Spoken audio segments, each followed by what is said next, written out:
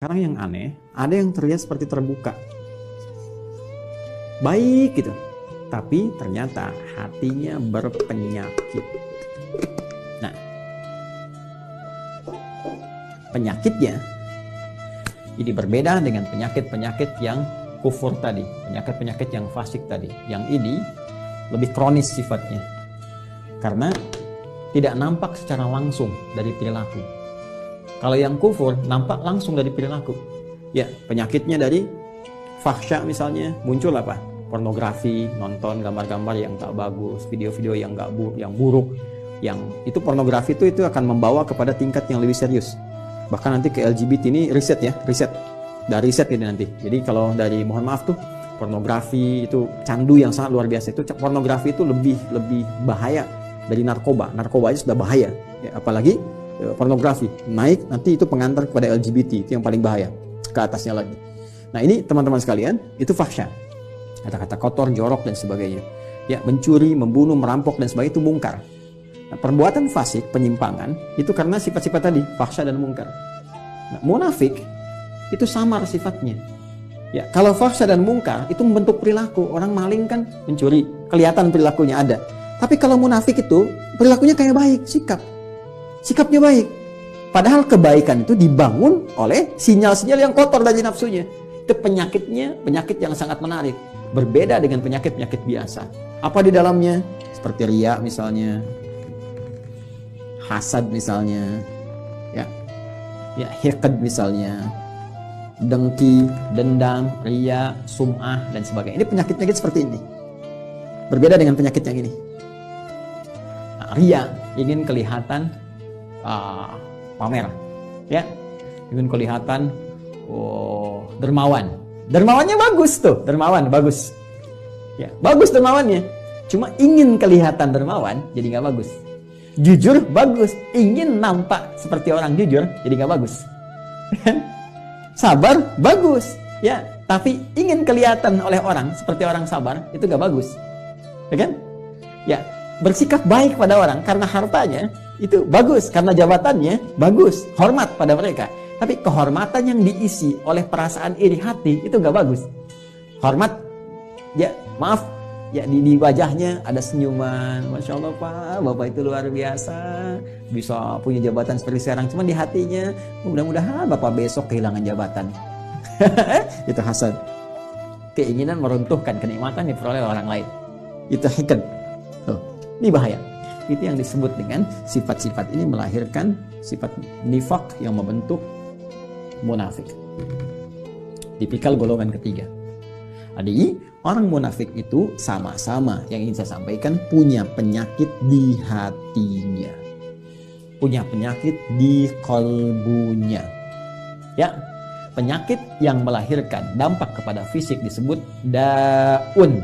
Penyakit yang melahirkan dampak kepada jiwa, sumbernya dari kolbun disebut maradun. Jadi orang yang sedang riya itu maradun, orang yang sedang hasad itu kena penyakitnya maradun, orang yang hiqd, dengki, ya dendam itu maradun, ada penyakit di kolbun.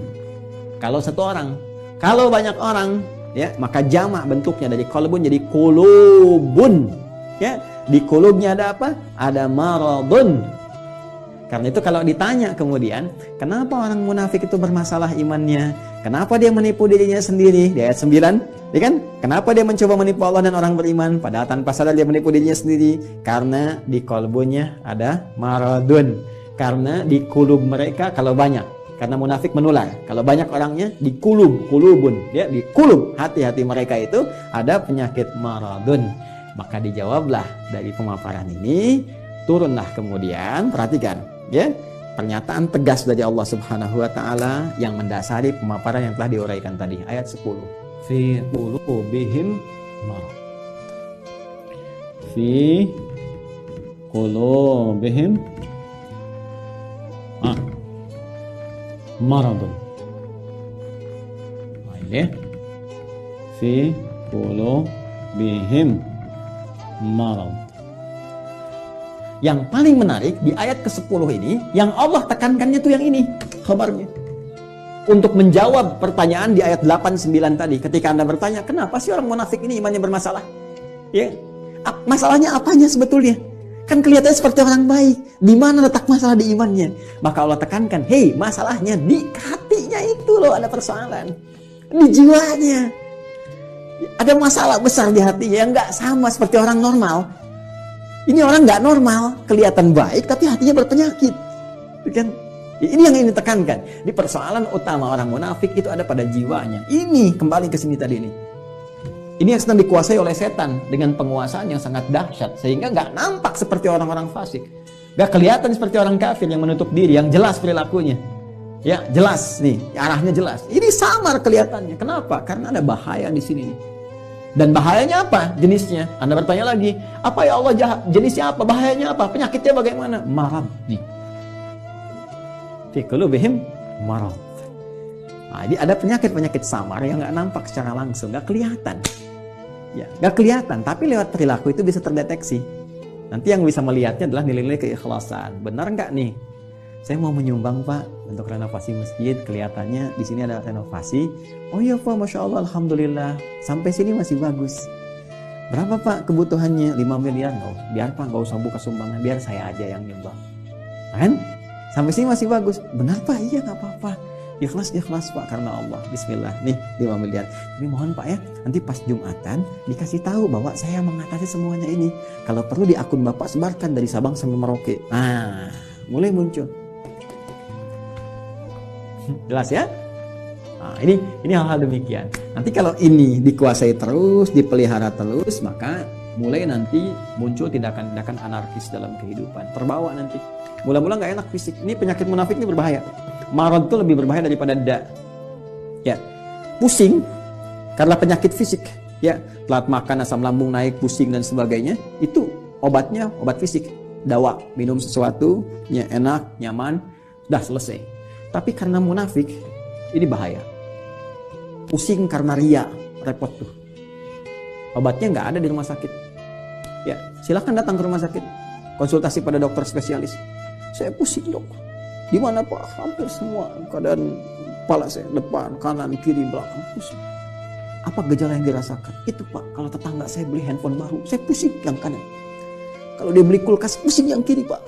Kalau dia pesan sesuatu yang baru, oh pusing yang depan. Nah itu, ini pasti yang ini nih. Ya, ini bahaya.